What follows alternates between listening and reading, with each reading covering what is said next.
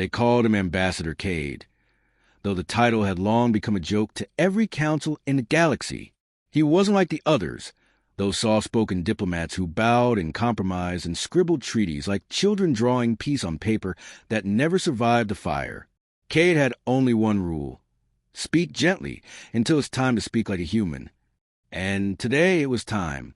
The chamber was silent as the Caver Dominion representative finished its declaration. The beast stood 10 feet tall, scales of deep obsidian shimmering under the council lights. Its voice rumbled like cracking planets. Earth must surrender its outer colonies. The penalty for disobedience is extinction. Your time in this galaxy ends now, human. There was a pause, a long, pregnant silence. Eyes from over 24 species turned toward the human at the center of the room. His uniform was unadorned, just a Terran defense insignia at his shoulder. Yet somehow his presence filled the room more than the thrones of emperors around him. He leaned forward slowly. Dark eyes locked onto the Caver speaker, like a targeting laser. Then he stood. "You want war." Cade's voice was calm, quiet, but it dropped like lead into the chamber's heart. "Then you've chosen death." The Caver ambassador laughed, a dry, rasping sound that echoed against the stone walls. "Empty threats. You're one species. We are 7 empires united." Cade took a step forward, unblinking. "You've united just enough bodies to dig your own grave." That was the moment everyone in that chamber realized something was wrong. Not because Cade threatened death. No, that wasn't new. Humans were feared for their ruthlessness. It was the silence that followed. No protest, no bluff, no hyperbole, just certainty, cold and final. The Caver spat. "We have over 4,000 warships. Your Earth fleet has barely 70 left after the Arvanix purge." Cade tilted his head. "Incorrect. We have 1. Laughter broke out. The Olarian speaker chittered madly in its translator field. "1 ship? Then by all means call your 1 ship. Let it witness your ashes." Cade tapped the side of his neck. "Command, bring judgment." The message pulsed across subspace like a sword unsheathed. Somewhere far beyond the room, in the black quiet of space, a signal was heard, and judgment woke up. It was called the Judgment of Terra, but to most who'd seen it, it didn't need a name. It was silence incarnate. It didn't arrive with ceremony or trumpet flares of warped distortion. It simply was, as though space itself had grown tired of letting the stars pretend they were safe. The ship appeared above the Caver Dominion's front line. 4,000 vessels arranged in battle formation, capital ships, dreadnoughts, atmospheric burners, nanoplague spreaders, all carefully arrayed to erase any civilization too slow to kneel.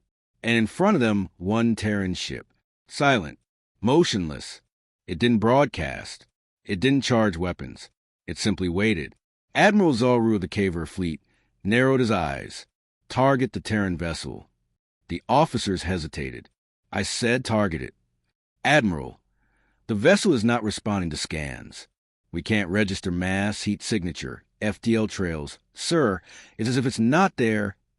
"I see it with my own eyes, Commander."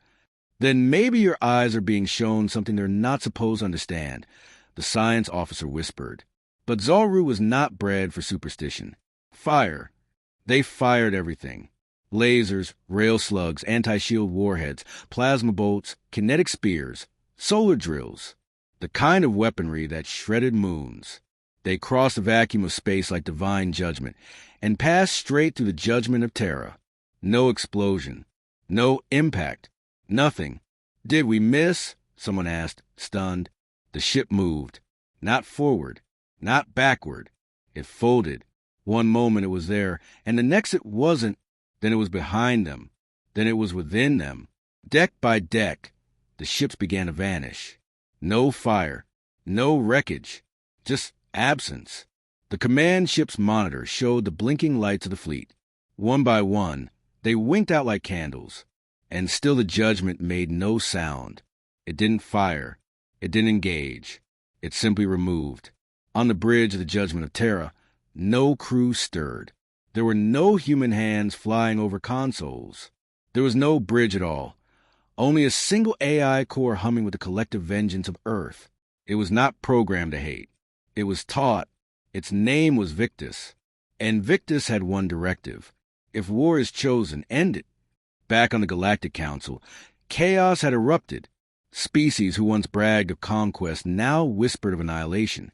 The Caver ambassador stumbled backward. What is that ship? What have you unleashed? Cade's eyes glinted. You told us you were ready for war.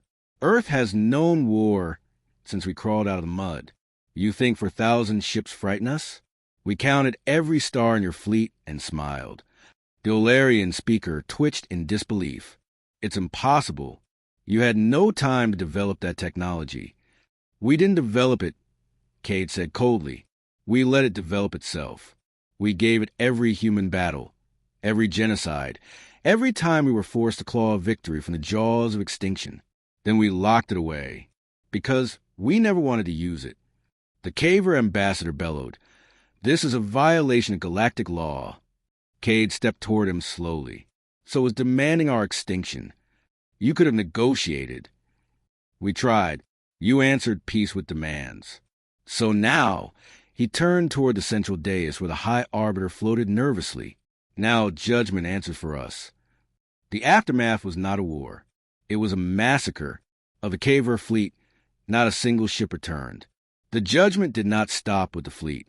It traced their logistics, their factories, their forward command bunkers. It made no speeches, sent no warnings. It simply erased. Entire invasion schedules were pulled from Caver archives as the AI cracked into their networks. For each declared target, the ship appeared.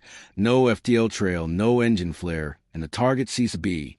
Within 9 hours, the Caver Dominion ceased to exist. By the 10th hour, the other 6 allied empires declared neutrality and offered unconditional surrender. By hour 12, the Galactic Council passed the human peace doctrine unanimously. And by hour 13, Cade returned to Earth orbit, standing alone on a Terran platform overlooking the ship he'd hoped never to call. In the aftermath, the Council begged for assurance. "Will the judgment remain?" asked the Arbiter of Ixia. "Will it patrol our borders?" Cade shook his head. "It returns to silence." "But what if others rise?" Cade turned to face them. "Then you already know what happens next."